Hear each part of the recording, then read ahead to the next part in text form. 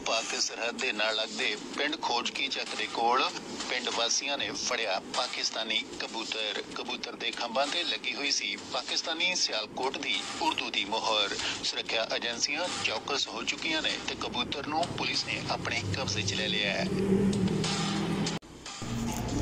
अज सवेरे करीब 9 बजे अमरजीत बिहारी के घरे एक कबूतर बैठा जिते हुणी सारे घरे वाले मरनों थां लभदे फिरदे आ पई ये किहड़ी आफत आ गई साडे घरे।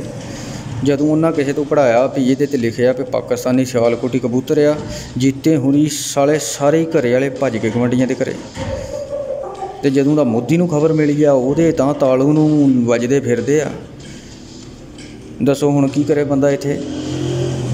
तो हुण होऊगा कबूतर का टैसट, फिर साला पता लगू भी ये किहड़ा आइटम बंब धर के ते पाकिस्तानियां कल सुट्टिया। उंज मैनू शक आ भी यह कबूतर मोदी की कुड़ी दे कोई खत पत्र लैके आउंदा उधरों।